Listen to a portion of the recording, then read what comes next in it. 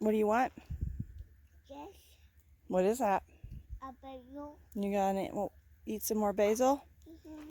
Okay, I'll trim you off a little piece.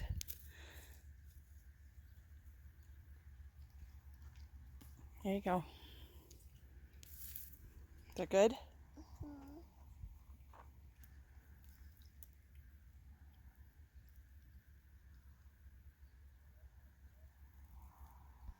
Hello, my name is Danielle and welcome to our garden. I had been doing garden tours a little bit and we got kind of really busy.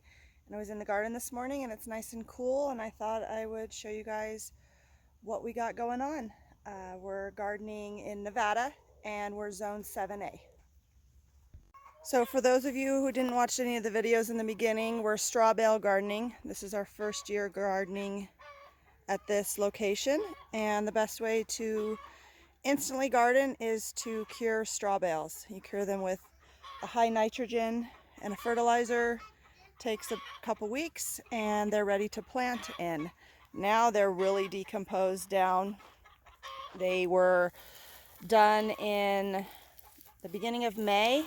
So as you can see, what happens to the inside of the bales turns to luscious compost, which allows next year I'll be able to use these, break them down, and use them into my raised beds. This year, it allows you to just plant right into the bales. So here's our sunflowers.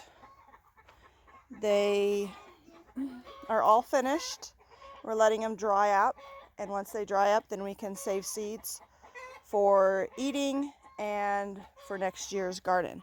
So what you do is you just wait for the backs of them. Right now they're all still green, but they will start changing colors and drying up, and then we can save those seeds. They were really beautiful. Birds are getting to them a little bit, but not a big deal. These are, Cora, what are these? These ground cherries? Do you love them? I have one. Yeah. So the ground cherries are a family of the tomatillos, and they grow similar. But what happens when they Wait, I want the big one. are ready, I want that big they one. fall to the I want ground. that big one. I know, but their problem is they're not ready. I want them. Yeah, I know. You see all of them, and it's hard to watch them. So we're going to pick one, even though they fall to the ground when they're ready. But we're going to pick one to show you. Okay, so open it up and show them what's inside.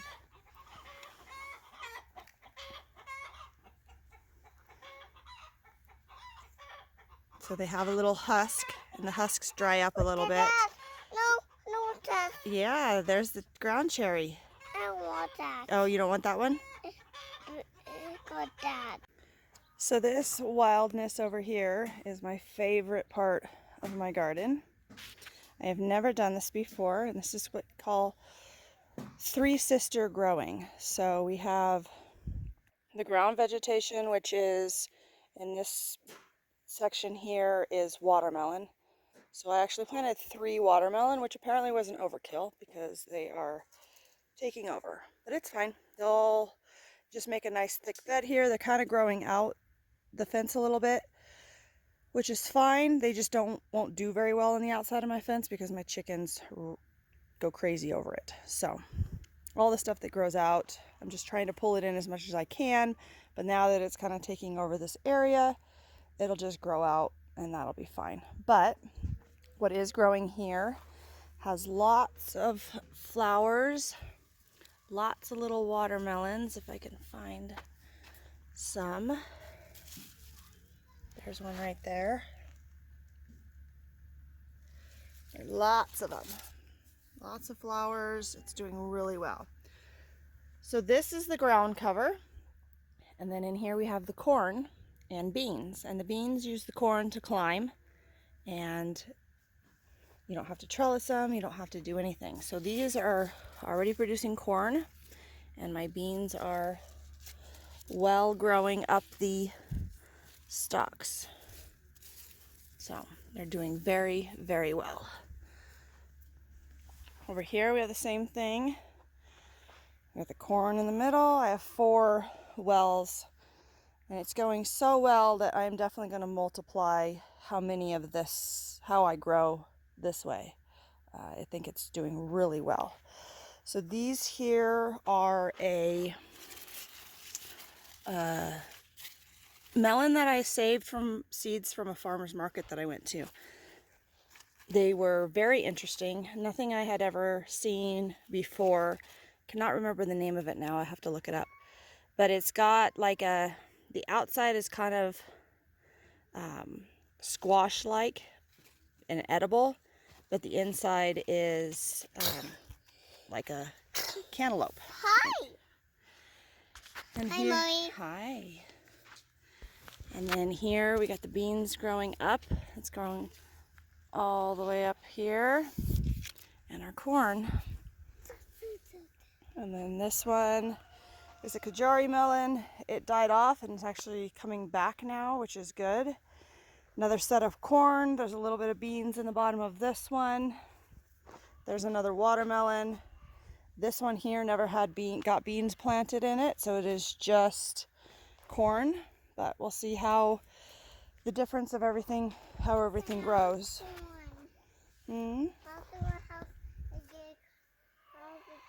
Our weather recently has been really, really hot, and all of my tomatoes dropped all their blossoms. So they're now starting to come back. Our weather has dropped under the hundreds, and so they're going to start doing better. Their foliage is doing a lot better. We got them all pruned up, and then they're starting to set flowers and stuff now, so they should start doing better. In between, I have basils planted in the bottom, companion growing, keeps my space. That's why I keep them pruned up, so I can grow underneath of them. There's a couple tomatoes. These are Brad's Atomic Grapes. They're small. Oh, that one's actually ready. Cora, would you like a tomato? So there's more flowers. So they should definitely start doing better. 100+ degrees is not... Tomatoes like it warm, but there's a little bit too much heat. This row here is all of my squashes and melons, all the ones that take over a lot of area, and I'm just going to let them grow. I have nothing on the end down there. Those are my blackberries and raspberries. I moved them in for easier watering purposes at this time, but all this stuff will just grow off the ground. Okay, hold on. So this is we have spaghetti squashes, acorn squashes, watermelons, cantaloupes. There's a Kajari melon in there somewhere, butternut squash, and they're all just going to grow all over the ground. So both of the sides I don't really need or use. My tomatoes I harvest mostly from this side, and so I'm just going to let them kind of go wild and take over both sides, and we'll just climb through, and depending on how it goes. Like I said, this year is very much a trial. I have never grown in Nevada before. My zone previous was a lot higher. We were able to plant a lot sooner, not having raised beds, not having anything. This gardening is a one-season deal, and next year we'll have in-ground beds, and it will make things a little bit different. Growing in the straw bales requires a little bit more water, a little bit more nutrients. It doesn't hold either of those very well. So it's perfect for this year because it gives me very inexpensive compost for next year. So it's well worth it, and we're learning at the same time. So at the ends of each beds, I have my peppers, and I have them growing all in pairs. For no particular reason, they don't need pollinators. As far as having two plants, I just have them grown that way, because kind of how I purchased them, kind of how everything went. So these are jalapenos. These are sriracha peppers. We've been harvesting well out of all of them. These ones here are Anaheims. These ones are, no, I don't remember. poblanos.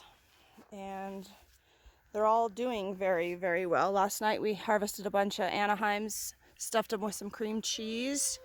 So they're growing right in here. And these, all the peppers will come back year after year. So that's why they're in pots.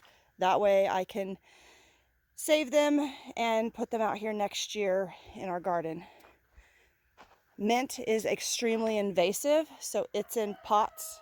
If you don't put it in pots, it will grow underground and take over everything. So one of these is spearmint and one is peppermint. All through this section we have various cucumbers growing. Some lemon cucumbers, some slicers, munchers. There's just grow off and they'll grow a little bit down. Yeah, that's fine. Down into the bottom. We have some herbs. These are determinate tomatoes. So the difference in determinate and indeterminate is these are produce a determinate amount of tomatoes and they get to a determinate amount height. These ones are indeterminate, so they will keep growing up, they will keep producing, and they will keep going. These ones will do what they want to do and be done. So they'll just get, I'll probably switch them out to some tomato cages at some point, but this is what I had. So that's what we're going to use for now. These are beans that are growing up these strings, and they'll grow all the way to the top. These ones I believe are Christmas beans. We have tomatillos. They have a whole bunch of baby tomatillos on them. Some basil planted underneath. There's a lavender. I had a tomatillo there, but the wind broke it off when it was young. Coral, hold on. Some more tomatillos, and these here are some eggplants. And then we have some zucchinis growing through here. They are going to grow up the stake. A vertical garden as much as I can. A lot of that stuff on the end, I'm kind of just letting it go. You could do cattle panels like I have my tomatoes on and grow them vertically as well, but I kind of just didn't want to deal with it. So I just letting them go. But vertical garden as much as I can because you can get more space. So with these, they don't need all of the bottom leaves. They will die off and you just trim them off and that stalk will keep growing up the stake.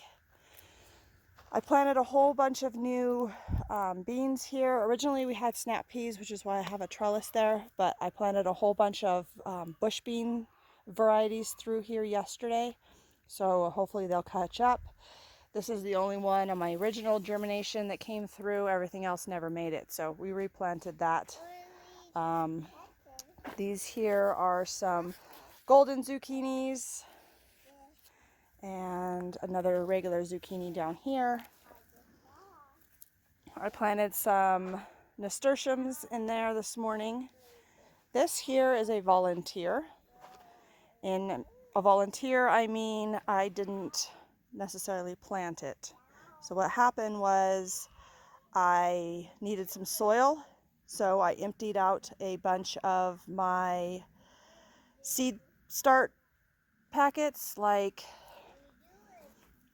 the little trays, a bunch of these that were supposed to have seeds germinating in them that never germinated. Well, when I put the dirt in there, they decided to germinate. I planted a tomato in there and the tomato never made it, which is fine because there's actually two plants in here that I think this one here is a zucchini and this one is some sort of vining.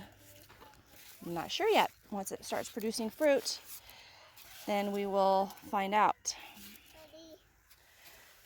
Anyways, that's the tour for out here. I'll show you in the backyard. I have a little bit more. So the last time I had garlic all through here, we have since harvested it and put it away. We got 55 cloves of garlic out of it. and it was a very nice harvest. I had never grown it before. We are next year, everything in here is seasonal, and in October when I plant, instead of just doing like a third of this, we're actually going to plant the whole thing in garlic.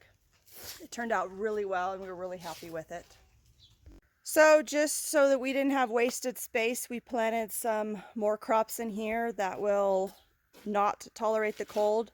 So once it does get cold, it'll be time to plant our garlic, and this will all be empty. So we have some zinnias that have come up that we transplanted in here. About a week or so ago, we planted a bunch of beets. So all these beets are coming up. Can I have a hot dog? Hold on. And then in this section here, we planted 2 different varieties of carrots, and they're all sprouting up. Yeah. And then I have some leftover onions that we're still harvesting. These are just green onions. A couple flowers. Yesterday we planted some kale around in here, around these flowers, and all that should get us into the fall. So our greenhouse right now is completely empty from any plants.